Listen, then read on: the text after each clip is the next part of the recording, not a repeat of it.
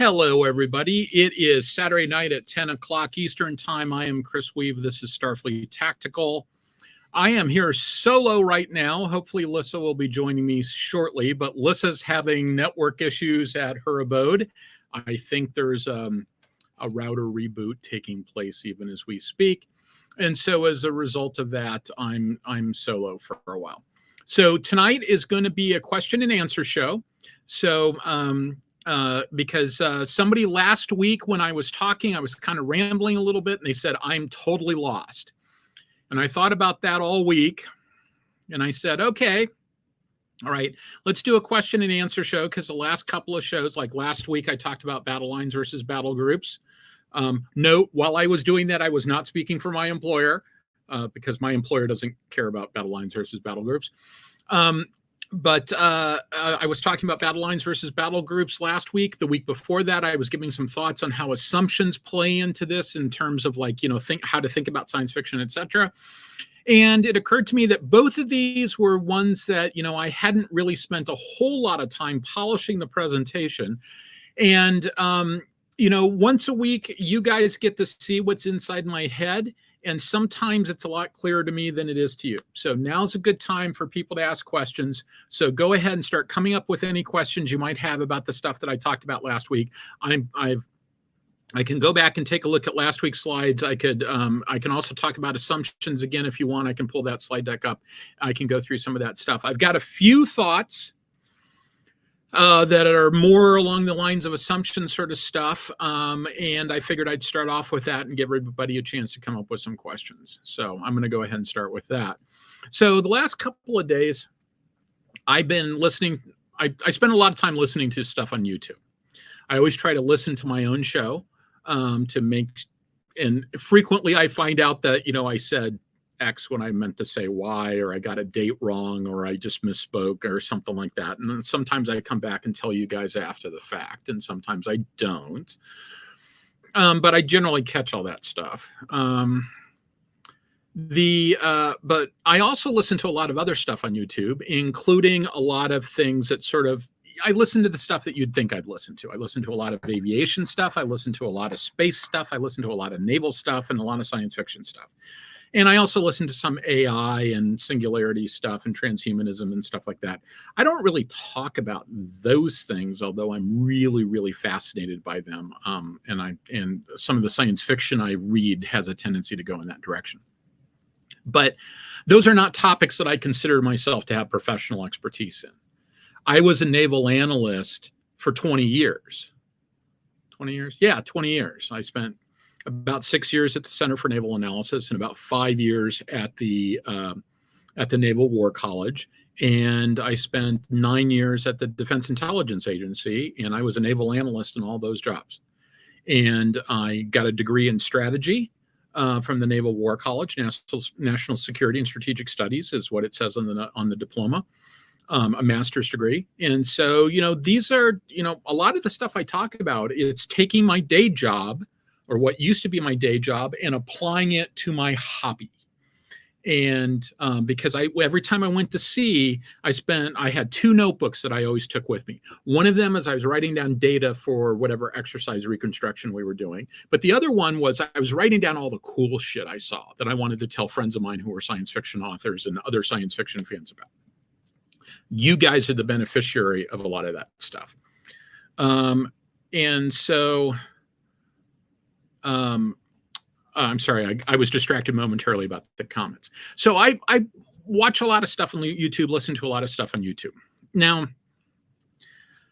I've got a policy of trying not to throw rocks at other YouTube people.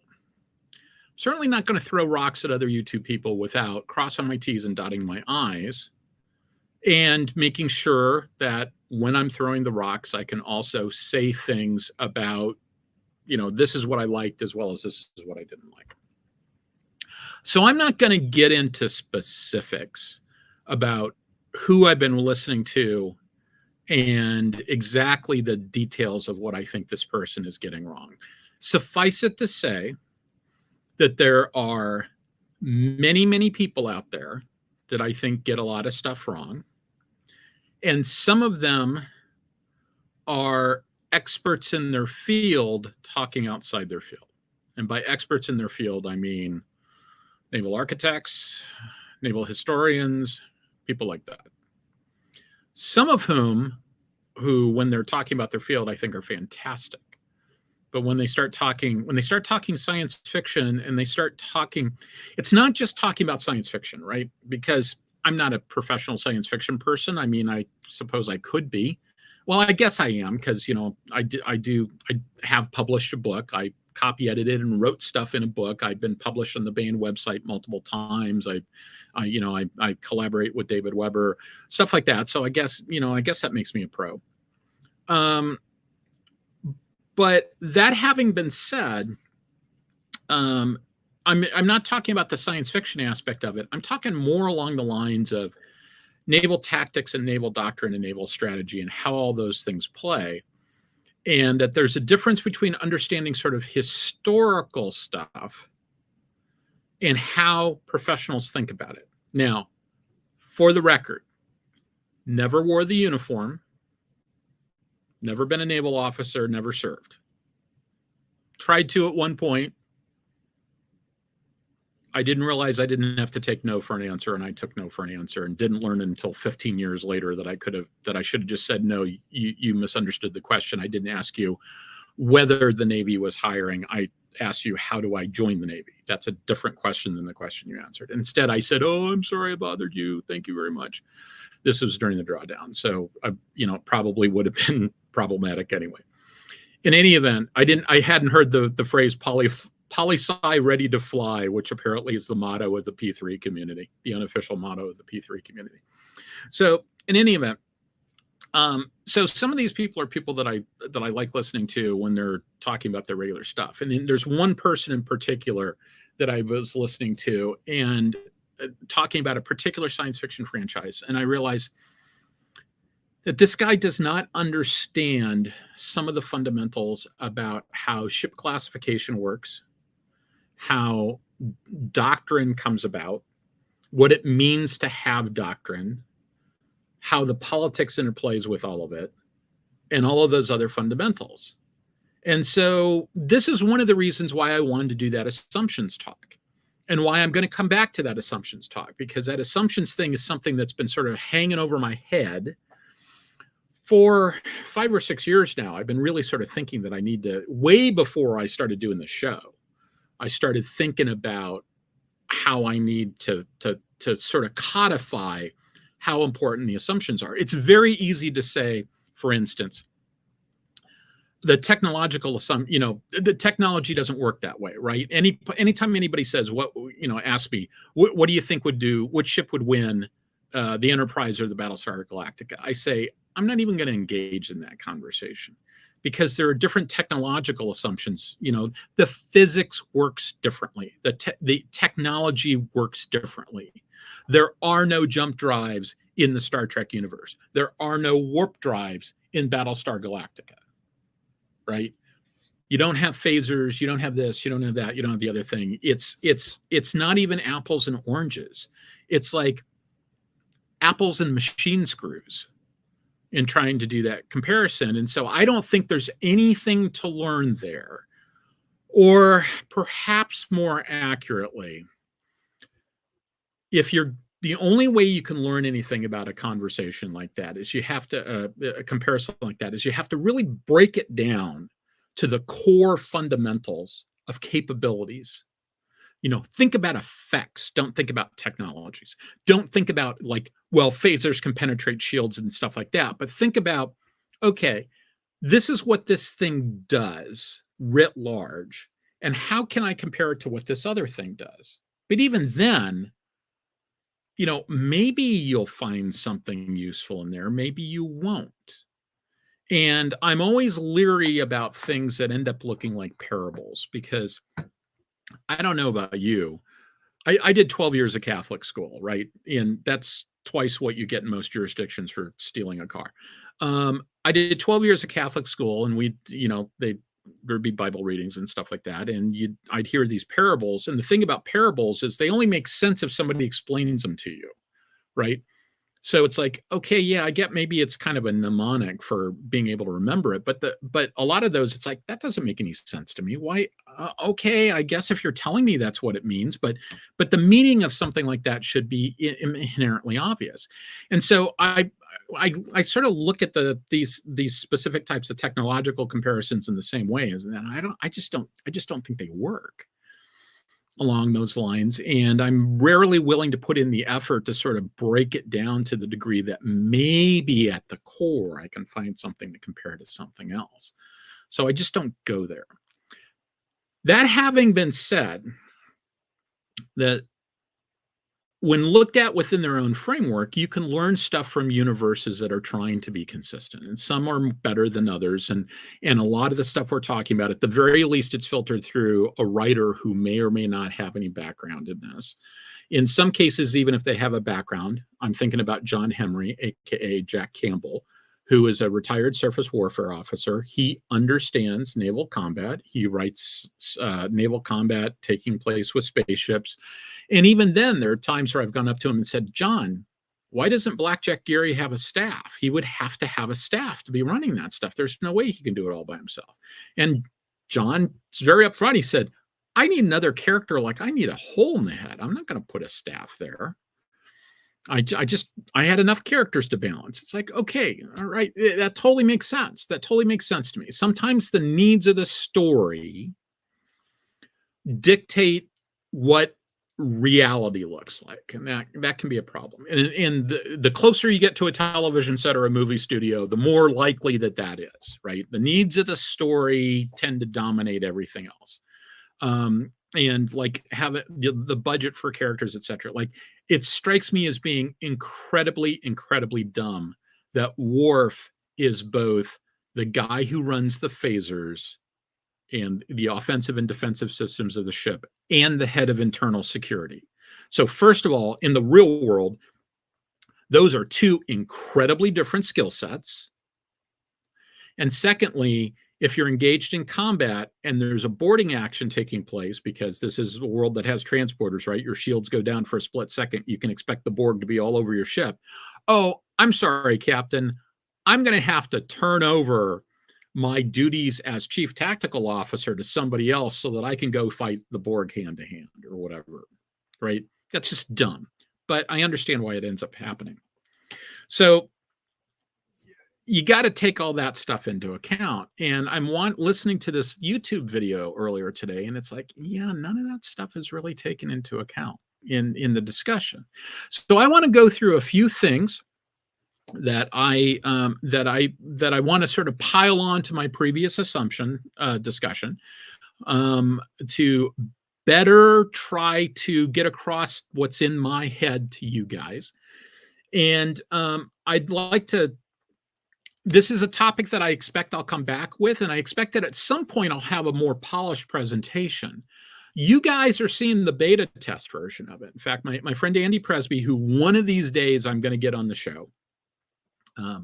Andy, at one point, about 6 months or so ago, he said, why are you still doing Starfleet Tactical? COVID's over, right? You're allowed to leave your apartment. Why are you still doing the show? And I said, I'm still doing the show because it meets with my goals, right? Because he said, there's books you want to write, and there's this and that and the other thing. It's like, why are you still doing the show when you could be doing these other things? And I said, this is entirely consistent with the rest of that stuff. And he said, I don't understand. And I said, every week I have to do some thinking about the sort of stuff that I want to write about. And I've also discovered this new medium of doing video, right? It never occurred to me to do videos on YouTube. I'll admit, YouTube is one of the many things that when YouTube was first explained to me, it's like, why would anybody want to do that? Now I find myself doing it every Saturday night. Thank you once again for spending your Saturday night with me. So, but as the comment I made to Andy is, it forces me to do a rough draft every week of a topic that I want to talk about, that I want to write about, that I want to produce content on.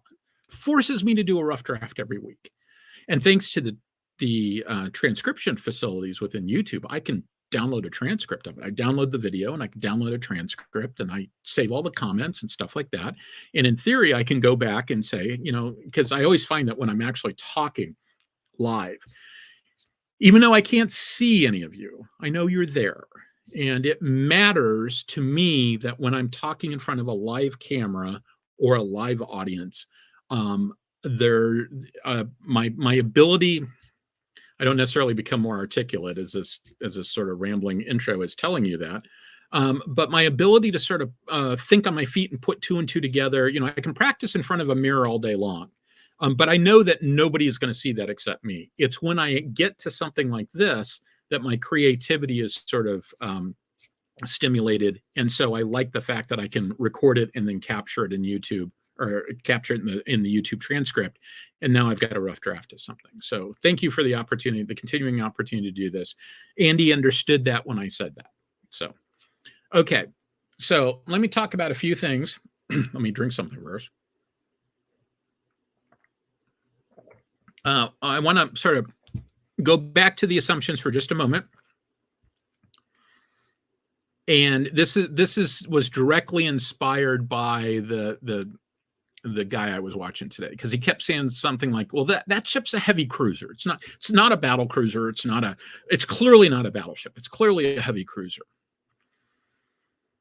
When I listen to his historical stuff, he's got this fixated idea on what a battle cruiser is in particular. And my response to that is, there are no two countries out there that agreed on what a battle cruiser was. The Brits viewed battle cruisers differently than the Germans did. Same for destroyers also. We viewed them differently also. The Brits were kind of all over the place. Jackie Fisher in particular would just spitball off these ideas for this and that and the other thing. And so, and those ideas all evolved over time, and the conceptualization of battle cruisers evolved over time. And you also get into things like the definition of a battleship. Like the US had a rule of thumb, a design criteria, that it should be able to withstand its own gun at a certain range. Well, is that a requirement to be a battleship? Or is that just like, that's our goal? Right? Does it not stop being a battleship? Did the Iowas stop being battleships when Buord, in a rare instance of the Bureau of Ordnance actually having their act together, created the super heavy shell for the 16-inch guns that increased the penetration capability of that gun? Okay, we got a new shell. Does that mean the Iowa is no longer a battleship because now it can't withstand its own gun at that? It can't meet that criteria anymore, so it stopped being a battleship? No, that's ridiculous, right? So all of these things, none of this is written in stone, what a battleship is, et cetera, et cetera. And different countries viewed these things differently, and that changed over time. Fundamentally, ships are designed to fulfill missions. And calling something like a battleship or even a capital ship is actually a more defensible term than battleship is. Calling something a battleship is intended to be an aid to understanding the mission more than anything else. And, you know, it helps for categorization and stuff like that, but different people view it differently. And that's true in science fiction too. Like David Weber is spot on. David Weber is a diplomatic historian. He's got a master's degree in diplomatic history, European diplomatic history, but he understands the naval stuff. He's read the right stuff and he's really internalized it, and he understands things. And you see that in his writing because, for instance, the Manticorans use a mission-based description when they're categorizing their ship, whereas the People's Republic of Haven and later the Republic of Haven, they use more of a size-based category, right? So they're kind of like Renegade Legion in that regard, in that it's based upon the size of it. It's not really based upon what the mission is. Now, on the one hand, you would think, okay, mission is more useful because it also gives you some ideas to how things are fit out, right? It gives you some idea about how to think about it, right? How to use it, how to sort of put it all together. And yeah, that's sort of true. That there's a lot of truth to that, at least, and that's how things evolve. But Wayne Hughes points out, I can't remember if this was in one of his ancillary works or whether this was, I think this was actually in Fleet Tactics. He points out that the only ship in World War II, the only class of ships that was actually used in the way, that was me waving at LYSSA, by the way, who just popped in momentarily. So at some point I'll bring her on and we'll talk. The only ships in World War II that were actually used as for the mission they were designed for, you know, like this is the requirement, this is what we're going to do with it, this is how we're going to use it, were minesweepers. Everybody else got used in a different way than the original conceptualization was used. And that's because we and everybody else, you know, we try to design multi-mission ships, and you use what you've got, right? And you sometimes see in things like Star Trek where people just go nuts. And Starfire, the game Starfire, is just the worst about this, because you got like this type of cruise, light cruisers and heavy cruisers and scout cruisers and patrol cruisers and this cruiser and that cruiser and this other cruiser and light destroyers and heavy destroyers. And it's like, oh my God. It's just like, no, you don't design a ship for every mission. You just don't. You just don't. You might have ships, in fact, frequently, you know, those modifiers get put in when you add capability or you subtract capability, is usually the way that works. There's some weirdnesses in there with like the Washington Naval Treaty and the London Naval Treaty and how they change the definition of stuff. But usually it's like, oh, heavy destroyer means it's bigger and it's got added capability, right? Something like that. But by and large, you use what you got, and no force out there can have like 57 different types of ship. In fact, if you look at what the U.S. Navy's done in the post-war era, we simplified things. Right now, we've got a couple of different flavors of Arleigh for surface combatants, a couple of different flavors of Arleigh Burkes, Ticonderoga class cruisers, and 3 Zumwalt destroyers. That's it for our surface combatants. Oh, and littoral combat ships, right? To the degree that they're a combatant. They're more like artificial reefs that haven't yet been deployed. But they're all multi-mission. They all do multiple things. You know, the Ticonderoga class cruiser has, in some ways, is a better ASW platform than some of the Burkes are, because they've got, the early Burkes didn't have helo hangars and the later Burkes didn't have towed arrays. Whereas the Tychos have both of those things. The Tycho has an SQS-53 Bravo radar sonar system. The Burkes have a 53 Charlie. Same basic sonar. At least this is what the fleet had 15 plus years ago when I was still known to sea. I don't remember, I may have never known if there was really any sort of qualitative improvement in the Charlie over the Bravo. A lot of times you see revs like that, not to indicate that they're better. Sometimes it indicates that they're worse, actually. It just means that they're different for whatever reason. And sometimes it's like, well, we got to fit it in a different sized space, so we got to move some of the shit around. Sometimes it's we replaced the esoteric component with some commercial component, right? We changed the parts, but all the software works the same, and it's intended to be the same thing, only cheaper. You know, effectively it's the same sonar. Right. So we used to have cruisers did air defense and destroyers did ASW. And now you've got air defense destroyers that are very similar in terms of their ASW capability to the air defense cruisers. Okay.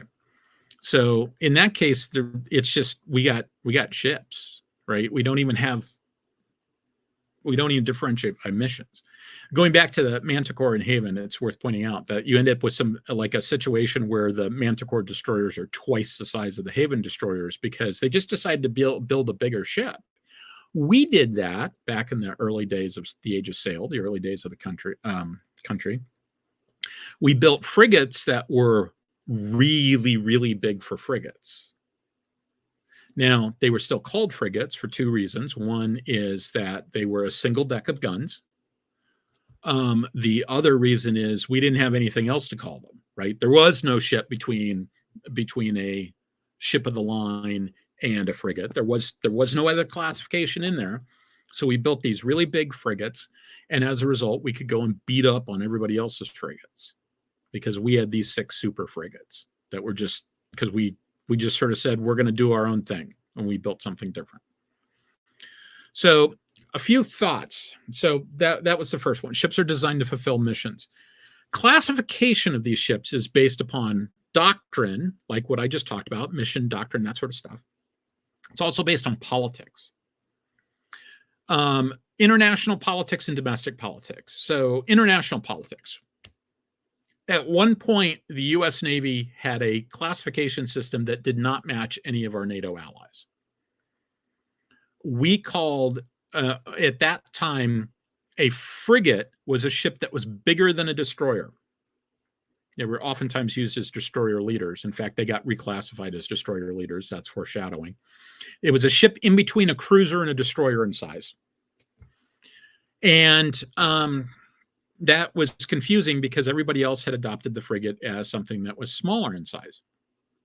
Frigates were a term. I'm going to talk about this a little bit more in just a second. Frigates were a term that went away and then came back in sort of kind of in World War II, and then it got revamped for the post-war era. Frigates were so we had this classification scheme that didn't match anybody else's. So in 1975, with the stroke of a pen, all those frigates became destroyers. The big ones became cruisers. The small ones became destroyers. The big ones became small cruisers. The small ones became big destroyers. And then frigate was a term that was used for what was going to be a patrol corvette, if I remember correctly, the Perry class. That got, they waved the man, sprinkled holy water on it, and now it's a frigate. And that matched everybody else. Domestic politics-wise, you occasionally have things where, and this isn't just the U.S., it's other places too, where it's like, okay, we don't have enough cruisers. Well, we can solve that problem. Those things that we were going to call destroyers, let's call them cruisers instead. So that's how the Ticonderoga class guided missile destroyer became the Ticonderoga class guided missile cruiser. In other countries, it went the other way. In Britain, they went the other way. It's like, oh, cruisers are expensive. Oh, we'll call them destroyers then, right? That's sort of the through-deck cruiser, this idea of an aircraft carrier-like thing. They called it a through-deck cruiser, and the idea there was that, oh, it's too expensive to have aircraft carriers. Oh, we won't have aircraft carriers, right? I'm going to talk a little bit more about that in just a moment. So politics affects all these things also. So getting really wrapped around the axle about the idea of, well, that's a heavy cruiser, that's not a battle cruiser, it's clearly not a battleship, et cetera, is kind of silly, especially when you get into the bit about how it's used, right? Because ships are used in the way that they need to be used to win the battle and win the war. That's how you decide how to use a ship. You have tactics and you've got doctrine on how to use those tactics. You got tactical doctrine, you got operational doctrine, you got strategic doctrine. Like, this is how you're going to use it. This is how you're going to win the war. It's like saying, like, well, it's not a battleship because it doesn't form in a squadron with other battleships. Well, no, it doesn't. You're right. It doesn't. A battleship means whatever you want it to mean. A battle cruiser means whatever you want it to mean. If you're writing science fiction, I talk to a lot of people that write science fiction. I'm a first reader for some stuff. I consult with people who write science fiction about naval stuff. There's a reason why there's a Lieutenant Weave in Chuck Gannon's first book. If you if you're writing science fiction, you can use phrases like that to give the reader an idea of what they're talking about. But I think it's important to understand that, you probably need to do a little bit more, especially if you've got an educated audience like you guys, because you come and listen to Pat and I and others talk about this stuff.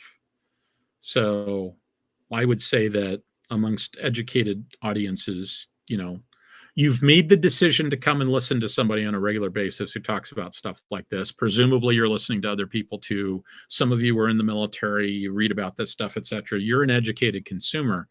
And so, it's important that I think that that somebody who's writing stuff like this takes that into account, but doesn't automatically assume it, right? I never would say to somebody, you got it wrong because that ship shouldn't have been called a cruiser. I might say to them, why are you calling it a cruiser? What's your concept of operations for that thing? How would you use that? Think about that a little bit. Okay, a few examples of weirdness with ships. So first of all, let's talk very briefly about the idea of aircraft carriers. You've got large aircraft carriers like the US uses. You've got the smaller aircraft carriers that the US uses. We call them amphibs. But, some of them have flight decks, and in anybody else's Navy, they'd be called an aircraft carrier. Unless it's the Japanese Navy, in which case they're called an aviation destroyer. Because in that case, it's domestic politics and international politics, right? The last time the Japanese had aircraft carriers, they made a lot of enemies. And so, it harkens back to a more militaristic age, and they're trying to avoid all that. So they said, oh, it's aviation destroyer. It's the deck. It's not designed for Harriers or anything else like that. Well, it was designed so that it could be upgraded to stuff like that. And they're actually in the process of upgrading it because they were hedging their bets. Good for them. You've got the Kuznetsov class, of which there are two. One is run by the Russians, the Kuznetsov itself, and then Kuznetsov Hull 2 is a Chinese aircraft carrier, the first Chinese aircraft carrier. The Russians call it a large aircraft carrying cruiser. A lot of people think that's just because of the Montreux Convention that governs the Dardanelles, that in order to get it out of the Black Sea, they couldn't call it an aircraft carrier because the treaty says no aircraft carriers. But, if Turkey said, wait a minute, dude, that's an aircraft carrier. I mean, you can call it Bob, and I still recognize it as being an aircraft carrier. That would, they could do that, right? It's not like you can just change the words and all of a sudden it's okay. But fundamentally, the Russians really do kind of use it in a subsidiary role. They don't really view, we build our tactics around aircraft carrier strike groups.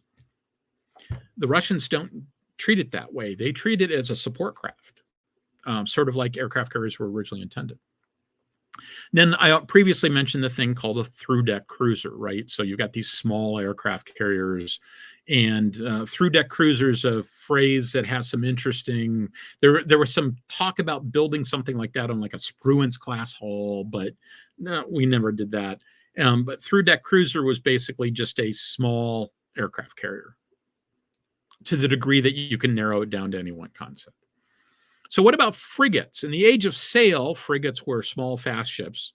They were basically the smallest warship that was really treated like a warship. Corvettes were, okay, yeah, they can fight battles, but they're really sort of more of an auxiliary ship. Frigates are warships. They did not stand in the line of battle, but they were warships, and you could fight a war with just frigates because you used them for commerce raiding. And you use them to go fight battles in places like the Great Lakes and stuff like that. And then frigates went away. And then they came back. And at one point, the most powerful warship in the world was a frigate, was classified as a frigate. It wasn't classified as a battleship. It was classified as a frigate. That was HMS Warrior back in 1860, 1870, something like that. I forget. Not my time period. Why was it called a frigate? Well, because it had a single deck of guns. And that was the old definition of a frigate. And so this was back when you still had sails, so you still had broadsides, even though it was a metal-hulled ship and it had steam, but it still had sails for strategic mobility because you couldn't carry enough coal to actually. Coal's not very energy dense, and as a result of it, you couldn't carry enough of it to really have any sort of range. So you still needed to have sails to have the range.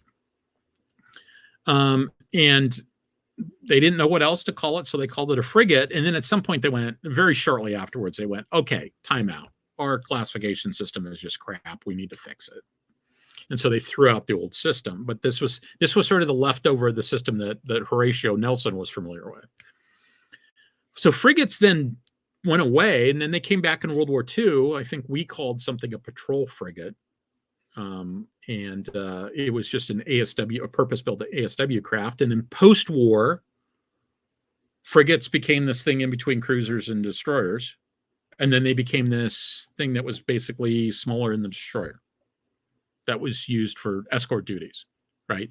Frigates have been defined as the smallest multi-mission warship that has that's bad in all capabilities, right? You get below frigate, you stop dealing with multi-mission warships. You end up with stuff that's really designed to do one thing or another.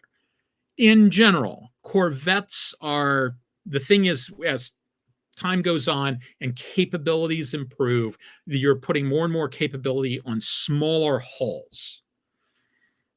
And that becomes a little bit, the classification scheme is constantly under stress, compare how battleships fought, right? Back before line of battle tactics developed during the Age of Sail, you had melees. Sometimes artillery was the primary thing. Sometimes it was more about boarding actions. We won't even go back to the time period of galleys and stuff like that, but just Age of Sail, early on, you had these sort of swirling masses with boarding actions. Then to solve some command and control problems, they developed the idea of the line of battle, right? Then you got the battle group. Then you bring back the battleships in the U.S. Navy and you create surface action groups around the battleships because you thought they were going to go fight like Kirov class cruisers and stuff like that. So during that time period, you went from ship on ship, sort of individual stuff, to this coordinated thing, back to kind of ship on ship in modern days, well, with battle groups, right? It's kind of like that. The mission of battleships changed from fighting ship on ship to defending the carrier and doing ground attack to going back to fighting other ships again. That's kind of weird. Things get weird when you sort of compare the ages. And this is something I'm still thinking this one through, but in some ways, if you squint just right, you can see there's these two conflicting ideas. One is that in some ways, there's more similarity between a World War I battle line and a 21st century battle group than there is between a 21st century battle group and a Cold War era battle group or a World War II battle group. What do I mean by that? During World War II and during the Cold War, you had some coordination between forces, but by and large, your assumption is that it was an organic unit of capability, right? Battle group goes off and fights by itself. With strike groups these days, we don't think in terms of the strike group fighting by itself. We think of it as being one node in a larger battle network. So how is that like World War I stuff? Well, think about World War I dreadnought tactics, right? Lautenschlager and Hone and everybody else that I was talking about. Harris Landing, right? The battle lines and doing this and all the rest of it. I spent an entire episode waving my hands around talking about this stuff.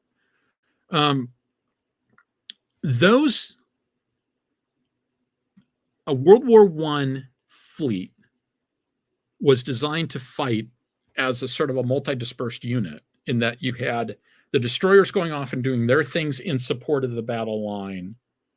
You had cruisers that were doing things. You had the battle line doing things, etc. It was sort of it was an orchestrated whole. Now, yes, it was organic to it, but it was you brought all your assets to the fight. Whereas there isn't this, in the middle time period, there isn't really this view that you're bringing all your assets to the fight. Your assets are fighting individually. And now we're kind of back to bringing all your assets to the fight. On the flip side, the thing that really makes it different is that, as Bob Work points out, I'm reading a paper on Bob Work that Bob Work wrote about in 2004, 2005 about literal combat ship.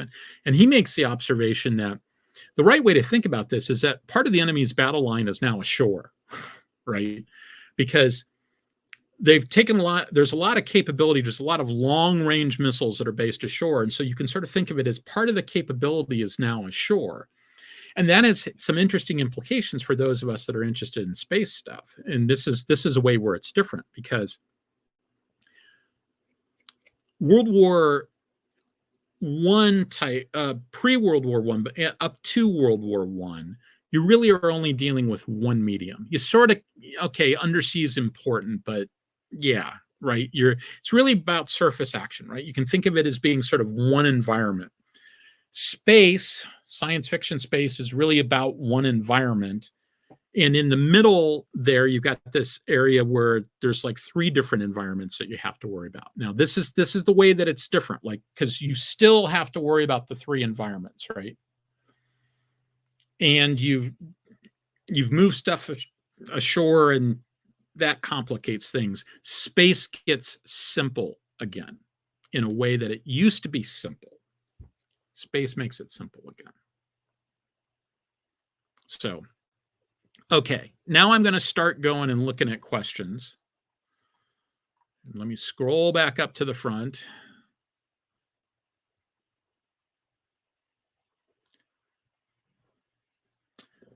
So, Wright asks, have I watched the Wolf 359 fan film?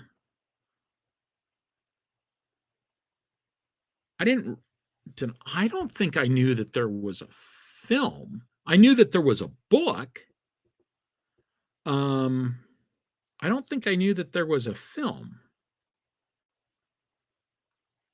So no, the short answer is no, I haven't watched it.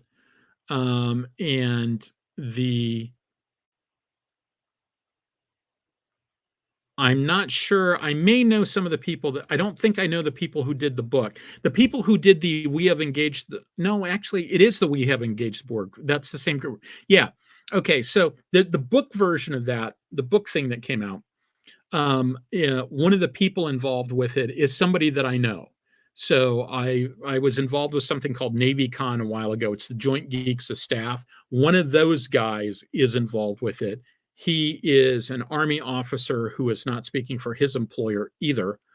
And he, as it turns out, after I'd known him for 6 months, I discovered that he's the son-in-law of a good friend of mine, just randomly. I mean, it's a small world. So no, I haven't seen it. I haven't read the book yet either. I just haven't had the time. I want to talk about that book on the show. We're going to talk about that at some point. Yeah, this is One Horse Shay says there's no strategy. I haven't seen it, so I don't know. The thing is, it's tough to sort of figure out exactly what Starfleet's tactical doctrine is, and I can come up with in-universe and out-of-universe explanations. The out-of-universe one is it's a TV show, and I don't think the writers necessarily understand this stuff, and I don't think they ever had to do it. And the art department does, right? Rick Sternbach and Michael Kuda get stuff like this, and Drexler and Probert and those guys. They sort of make that all hold together, but the writers' room is not the place that made that stuff hold together. The in-universe explanation I'd have for that is, when was the last time Starfleet was getting ready to fight anything that looked like a fleet action, right? The Organian Peace Treaty and the follow-on alliance with the Romulans tag out, the Klingons, the Cold War thaws, and they end up allying with the Federation. And the Federation really shifts to being primarily an exploration force for a long time. right? I've always said that I think that I'd really like to see their mission statement. I suspect it looks like the Coast Guard mission statement, or they got several different areas. It's probably very much like the Coast Guard mission statement, except one of those, and only one of those, is defend the Federation. And that one sort of got put on the back burner because there really wasn't any threats nearby. And then all of a sudden, they find themselves in a situation where they've got to, they've got to think in terms of like multi-ship operations again. And it's been a while since they've had to really think about that. The YouTube video I was watching earlier today, there was a similar situation that was being discussed in that, about how they, only had heavy cruisers, and what sort of Navy doesn't have battleships. And it's like, yeah, Navy that isn't fighting a threat. And, you don't, if I went to if the Navy went to Congress and said, we want to build 40 carrier battle groups, do you think Congress is going to say, yeah, sure, go ahead and do that? No, they're going to say, like, why? Where's the threat for that? Right? Your budget is such and such, right? Starfleet had a budget just like everybody else. They've got this exploration mission. There doesn't appear to be a threat out there. They're able to deal with it. A Galaxy class is a kick-ass piece of hardware.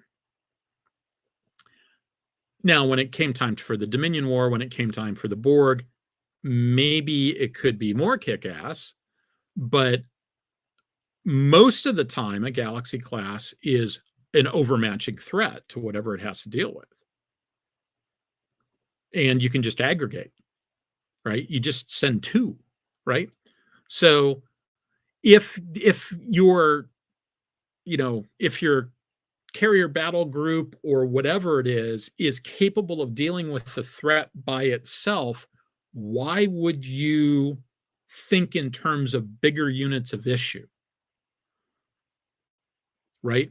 This is the same reason why police officers don't deploy in groups of 10 people when they're writing traffic tickets. Right? They deploy in smaller groups, usually 1, because they can always aggregate when they need to. Okay, let's see. Scrolling. Yeah, Alam says, talks about specifically the strategy against the cube. I'm not going to defend Starfleet in this. I don't understand. Most Starfleet tactics are designed to look good on screen. That's really what that's about. It's designed to look good on screen.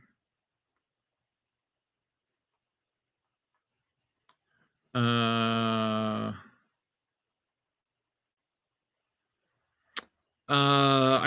was asked about thoughts on Star Trek Prodigy. I haven't seen it. Really don't have any thoughts on it one way or the other. I'm just not doing any. I'm sort of cutting it off at JJ, right? JJ being I'm not a big fan of the JJ verse. I do think that the second movie covered the single most important discussion in Star Trek, which is what is Starfleet, right? I think that's the most interesting thing about it, and what makes Star Trek different than a lot of other things. It's the question of what is Starfleet. I think the first JJ movie had the single best line in the entire franchise, which is, your father was a starship captain for 15 minutes and saved 700 people. I challenge you to do better. For the rest of it, if it's your cup of tea, hey, that's great. To be honest, I've never really been a big fan of the older Star Trek movies either. I always thought Star Trek was at its best on the small screen. So I tried watching the new stuff. Strange New Worlds looks like it's pretty good. I watched about 5 episodes, talked with you guys about them with Pat. Perfectly fine. Just not going to go there, right? And not interested in getting into like throwing rocks. Let's see.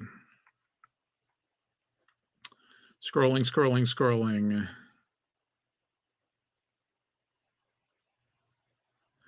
So Wright asked the question, could the idea of a battle cruiser be a mission type? Yeah, or versus a specific ship type. I think the answer to that question is yes, because I think the answer is that, first of all, the Brits were really kind of fuzzy in what they wanted battle cruisers for, right? They wanted them for commerce rating. They wanted them for commerce protection. They wanted them as the eyes of the fleet. And if you listen to Fisher, he wanted them instead of the dreadnoughts, right? He couldn't actually pull that one off, but he wanted them.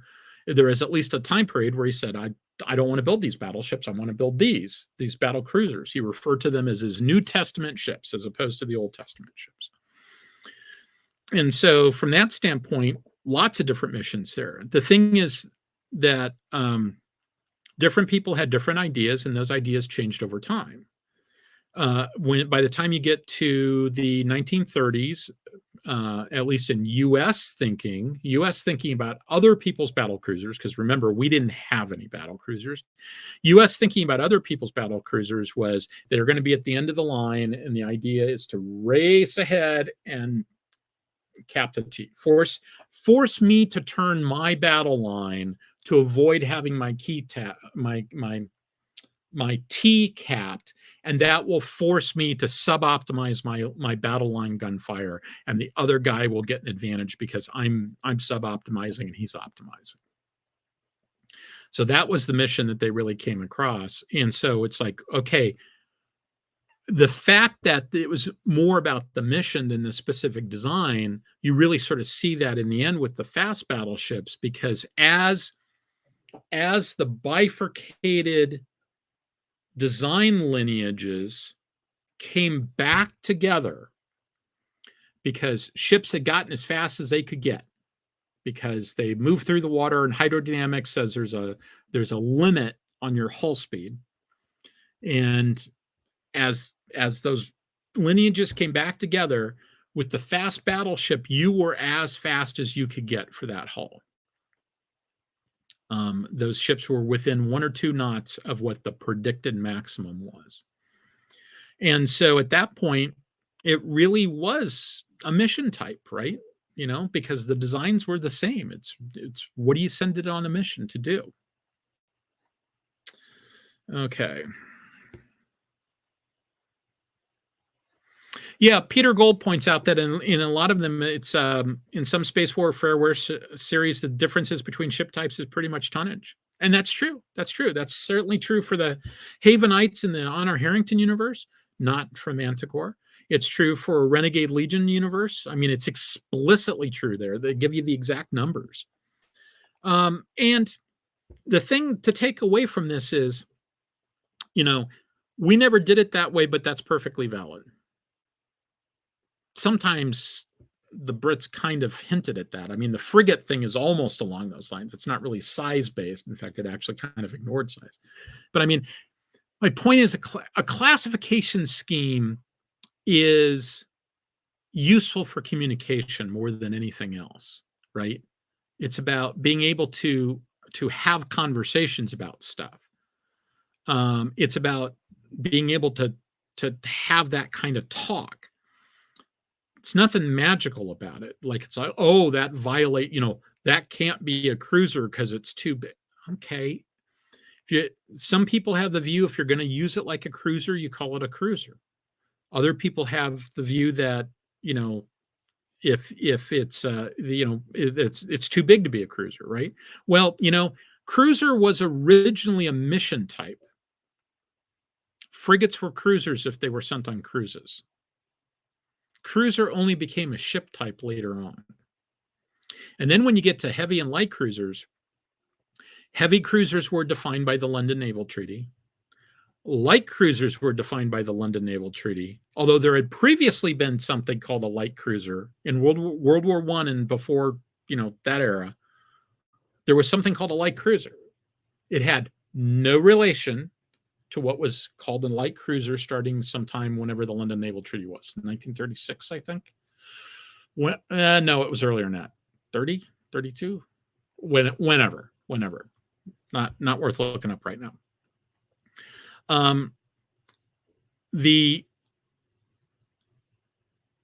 Where was I? Light cruisers was a mission type, and then it became a specific treaty definition because you were limited in how many heavy cruisers you could build and what you could put on those hulls. The difference between the two was heavy cruisers could have up to 8-inch guns, and light cruisers could have like up to 6-inch guns or 6.1 inches. I forget exactly where that line was. And so you'd end up with, it wasn't that they were smaller, they weren't any lighter. It was the weight of the armament, not the weight of the ship. So you could, in theory, you could have a light cruiser that was just the same size as a heavy cruiser, because I think the tonnage limit was applied to cruiser. Heavy or light was about the armament.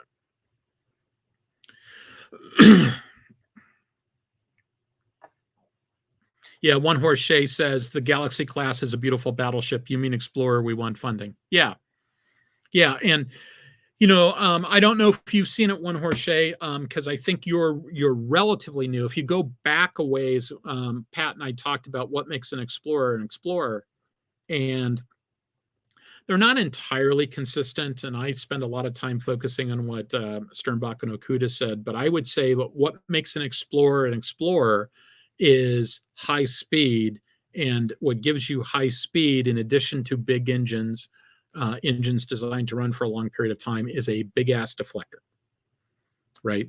And so I think that, like, the Miranda class does not appear to be an Explorer. It's behind the lines, but you need high speed because you're going all the way out, right? And you're alone and unafraid, and you want to be able to come back fast if you need to, et cetera, et cetera. And so when you sort of add all that stuff together, explorers have a specific kind of, I think it's mostly about their engineering fit. It's about the type of labs they have. It's about the type of deflector they have. I think the weapons fit is just along for the ride. I mean, I don't think that they think about, I don't think you could have a situation where they say it's not an Explorer because it has too many guns. I think it's an Explorer because it has a big deflector and a science capability. And if it also has a shit ton of guns, it's just a well-armed Explorer. That's my take on it. Okay, scrolling down. So Bob says, some of us work with Space Force every day, but just like you, I don't speak for any employer, past, present, or future. I will admit to working with Space Force. I do not speak for them or my employer, which is not the U.S. Space Force.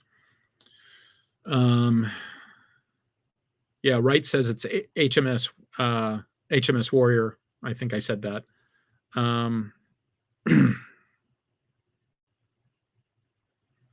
Don Ranger Power said Enterprise D is his first ever Starship Enterprise and his first ever Star Trek Starship.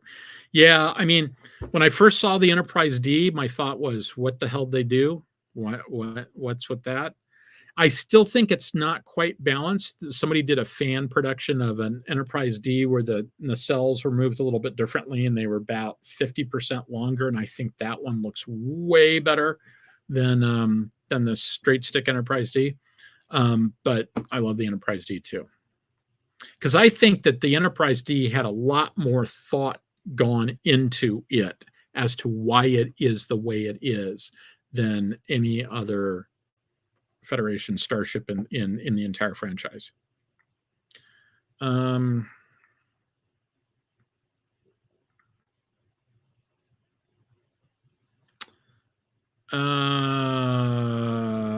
Yeah. So Brant asked the question, does Barry Manilow know that you raid his wardrobe? I think there seems to be some discussion down here that says that that's actually a line from something else. And from The Breakfast Club, which I haven't. It's a 1985 movie, and I think that the last time I saw it was about 1987. So,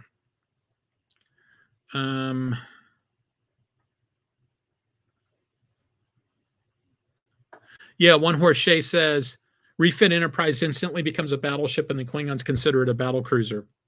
Yeah, could be. I mean, It's interesting how these things work out. Like, for instance, the Office of Naval Intelligence, which is part of the United States Navy, does not apply its classification scheme to U.S. Navy ships. That is done by the regular Navy. So, for instance, if you look at what the Office of Naval Intelligence would tell you, if it was allowed to apply its classification scheme to the U.S. Navy, the U.S. Navy would have 3 attack submarines. 3. Those would be the 3 submarines of the Seawolf class. Actually, that's incorrect. The Flight 1 LAs would also count as attack submarines. The LAs that don't have the VLS tubes. Anything with a VLS tube in it would be considered an SSGN. The Office of Naval Intelligence, I believe, is officially, there's one Chinese ship that it officially calls a cruiser. They call it a destroyer.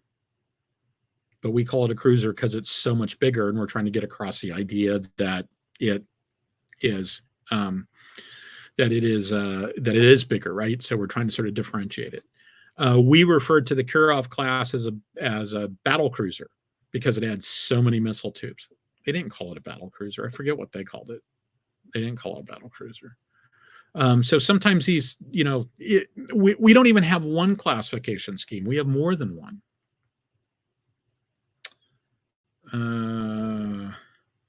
So One Horse Shea points out the galaxy slapped away Gaylors like gnats during the Dominion War. Yeah, but they're Gaylors. Everybody slapped them away like they're gnats. Wright says, I think Fisher even thought of battle cruisers as dreadnought armored cruisers. Yeah. And so one of the things I want to do is I'm going to go through and pull together some stuff on all these different ship classifications. I'm going to do a show on frigates and a show on destroyers and a show on battleships, probably more than one. Cruisers has the potential to be like 8 shows. And it won't be 8 shows, but I mean, that's because it gets so damn interesting with things like armored cruisers and what the lineage is. And so armored cruisers and battle cruisers sort of had the same idea, but you had battleships at the time, and armored cruisers were incredibly expensive. And so what's the difference between an armored cruiser and a dreadnought? It's fundamentally 2 things. One is fire control. The other one is reciprocating versus steam turbines. Although you got to put a big asterisk next to that, because the German battle cruisers did not use steam turbines. They used reciprocating steam. So it is by no means, and as a result, they were slower. It is by no means the case of that, but they were also coal-fired, right? The armored cruisers were coal-fired, and the early battle dreadnoughts were coal-fired also, but we very quickly got beyond that. And armored cruisers the juice wasn't worth the squeeze in the end. They were just too damn expensive. Everybody loved them, but except for the fact that they were expensive maintenance hogs. And so that's kind of why they went away. And that's going to be a very interesting discussion and trying to tie that into Star Trek stuff, Star Trek and other science fiction. Plus, I'm going to do something, I think, with that I've explicitly avoided trying to do. I've tried to avoid doing. A lot of YouTube channels start off with something like this, right? Where they're talking about something, and then they almost inevitably fall into I'm going to design my own background, and I'm going to tell you about my background. Okay. I could do that. I could easily do nothing but, hey, let me show you what my background looks like. I'm not going to, my goal is not to do that, right? Because I don't think that's where, I think that madness lies. That's where madness lies. So I'm not going to do that. What I do think I'm going to do is, I might very well sort of offer some thoughts on how any of you as enterprising science fiction writers might try to convert something and how to think about it, right? Because one of the things that's really interesting about naval history, and which you frequently sometimes see echoes of in science fiction, but very rarely do you actually see it progress, once again, David Weber's an exception, is this idea that things change over time, right? And not just I got something bigger and, I built a bigger ship, right? Or it's got a more powerful phaser or something like that. I mean, like warfare changes over time. What the right answer is changes over time. The technology base changes in such a ways that has implications more than bigger and faster. It has, it's like, oh, we just made all this other stuff obsolete, but then maybe we unmade it obsolete, right? Then something else changed, and it was and we made the thing that made it obsolete, right? So cruisers in particular, between protected cruisers, unprotected cruisers, armored cruisers, and battle cruisers, to say nothing of Warrior, that funky frigate thing that was really fulfilling a cruiser kind of role, right? And before you even get into this heavy light cruiser stuff, right, that you later get in with the London Naval Treaty, when you put all that stuff together, there's an interesting story there about how they went back and forth and different countries did different things and what their thinking was and stuff like that. So I've got some thoughts on how to run that through the science fiction converter without it looking just like, run it. It's okay to run stuff through the science fiction converter. You should turn the science fiction converter on when you do that. I've got some thoughts about how to do that in a way that doesn't come across like you forgot to turn it on. Okay.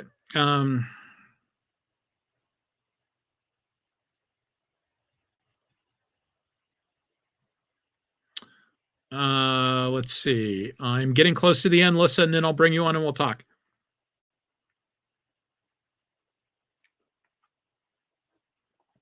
Yeah. So Brandt was an Army tanker, but he's a smart guy anyway. So Eric Muirhead, the guy who wrote Wolf 359, is also an Army tanker, FYI. Recon is a mission, not a unit. Yeah. So that's the right way to think about it, right? Certain units may get special training and may be optimized for success, but that doesn't mean you can't send another unit on to do that if you've got it, right? So you send the people that are best qualified for the job. If you've got the ability to make sure that some people are more qualified than others, send them. But that doesn't mean that, we don't have a recon unit, I guess we don't do recon, right? And so I would say that is true for naval ship types, because like things evolve over time. Now, as big capital expenditures, you equip an army, you man a ship. So the unit of analysis in the army is always the guy, right? It's always the soldier. Some of those soldiers may be in tanks. Some of them may be shooting artillery. Some of them may be poor bloody infantry. The unit of analysis in the Navy is the ship or the airplane, right? It's really about the ship. And so sometimes, you end up in situations where if you to optimize something, it's not about training the people as much as it is like, if I'm going to have that thing be anti-aircraft defense, I should probably put some more anti-aircraft guns on it, right? Those things have a tendency to evolve over time, and then when you get to wartime, there's a big spike. There's this, you learn a lot and you have to make a lot of changes. There's this misperception that like the ships didn't change in the interwar time period. They were constantly refitting ships. If for no other reason, they were refitting ships because they couldn't build new ones because of the treaty limitations during a big chunk of that time. So they were putting all their money into refitting ships. And so not Warsprite,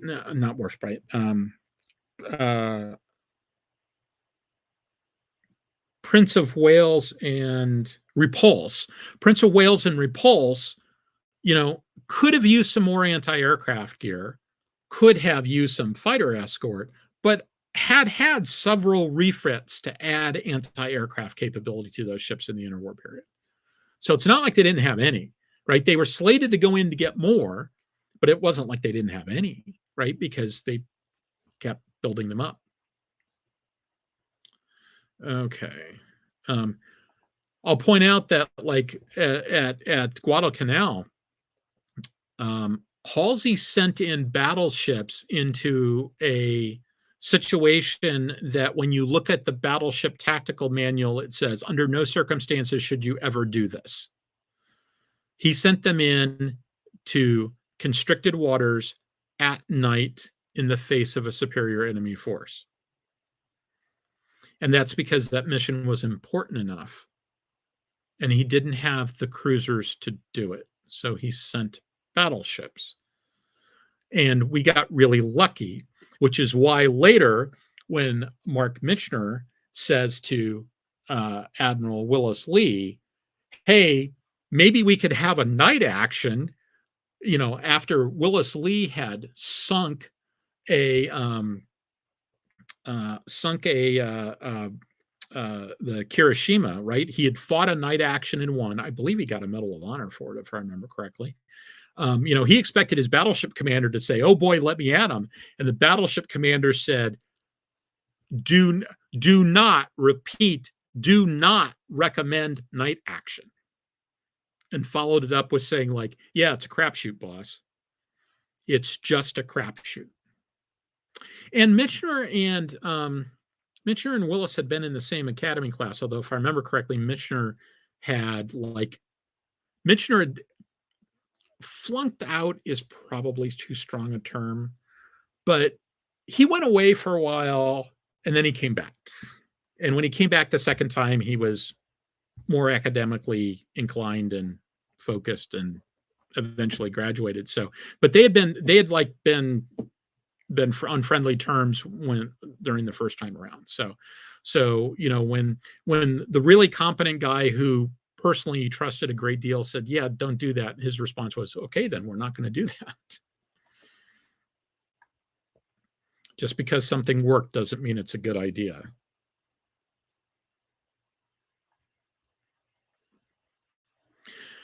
Yeah, I'm going to argue with Brandt on this. He says pre-World War I war was fought in 2 dimensions. Starting at World War I, it gets fought in 3 dimensions. The reason why I'm going to argue with that is airplanes weren't really a threat to ships. They could do scouting, but they weren't really a threat to ships in World War I.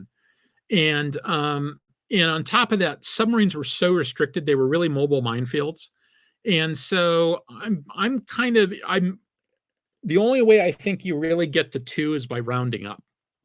I don't think you can get to 3. But I will say that this is one of those things that, you know, this is a disagreement among professionals on exactly where you draw the line. I understand his point.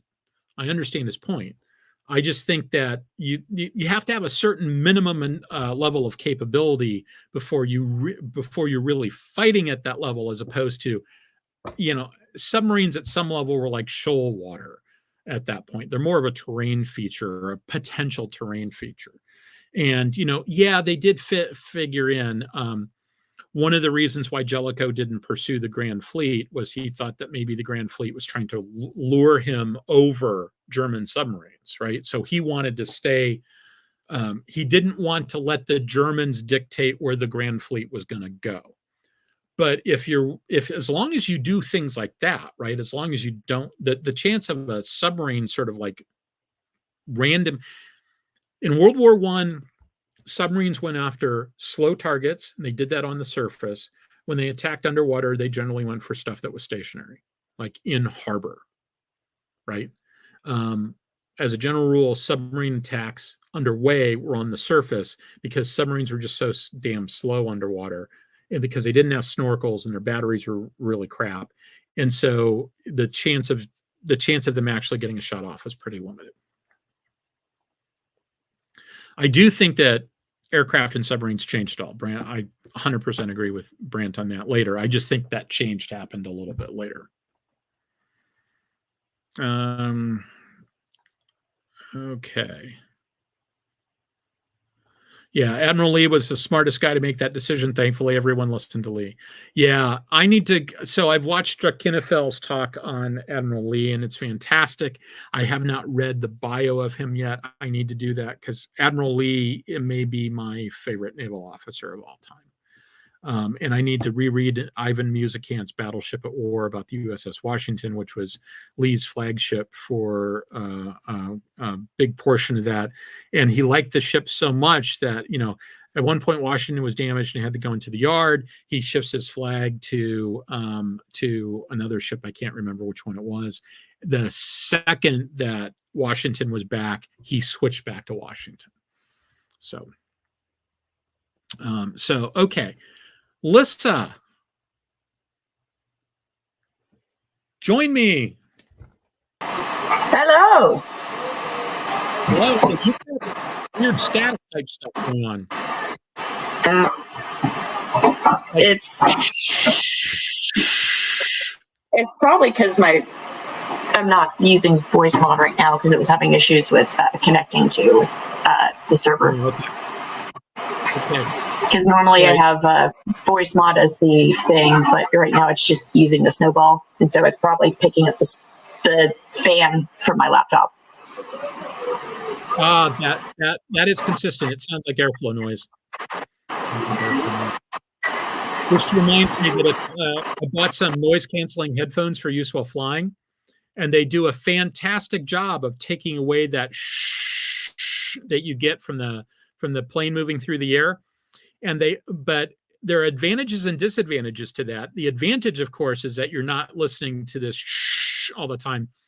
The disadvantage is everything that noise, all that when the white noise goes away, all the things the white noise was masking, you can hear with crystal clarity. So like there was a couple in the seat behind me having a whispered conversation. They were talking like this, and I could hear everything they said. And so the one thing I discovered about the noise canceling headphones is that I had to make a conscious decision about whether, okay, do I want them on or off right now? Yeah. So, but I try not to fly if I can possibly avoid it. Yeah, despite the fact my partner works for an airline, I'm not actually a fan of flying. Well, yeah, I mean,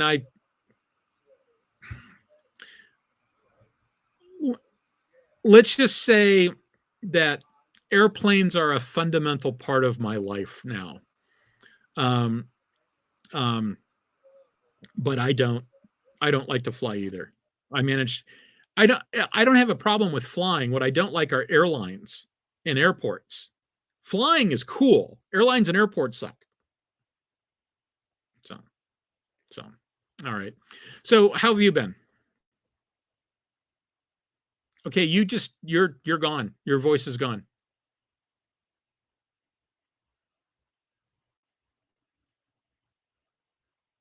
All of a sudden you just went silent.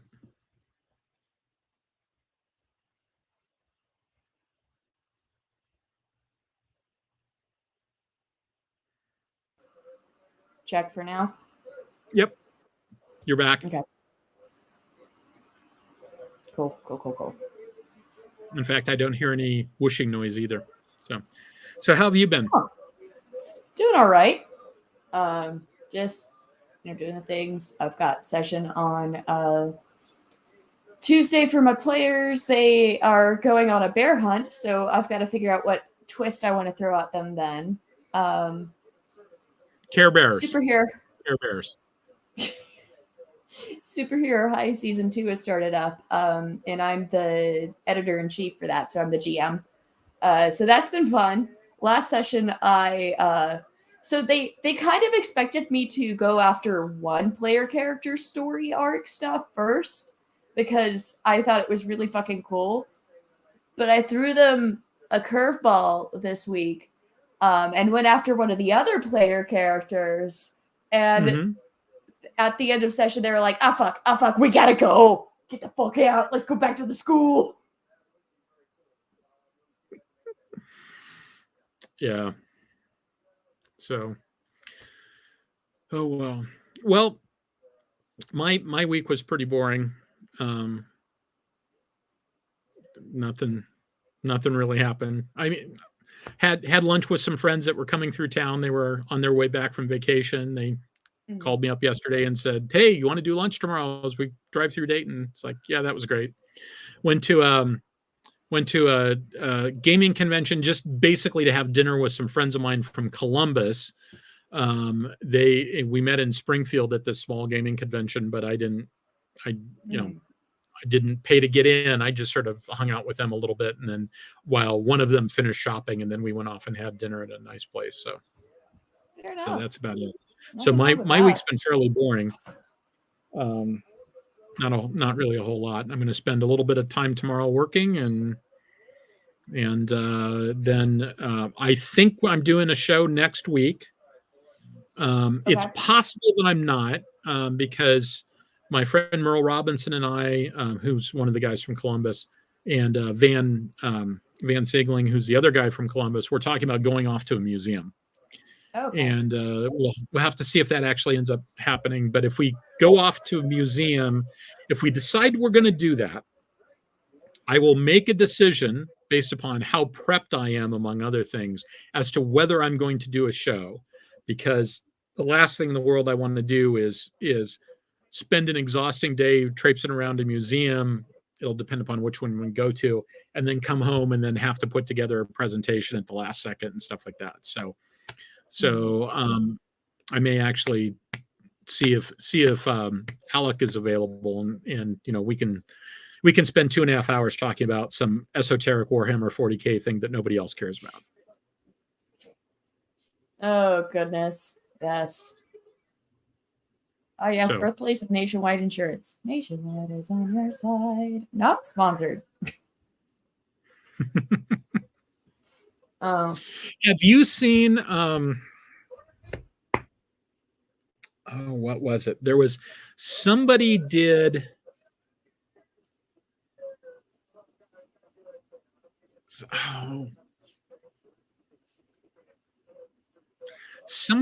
some insurance commercial fan fiction.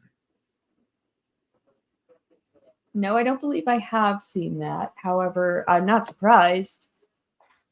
People make jokes about insurance things all the time, so.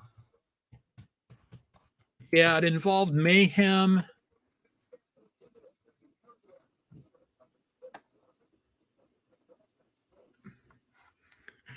Like a good neighbor, State Farm is there, we chant, and another agent appears in the pentagram. He screams, "The Dark Lord feasts tonight." Oh, no. That's how it starts, if I remember correctly. Yeah.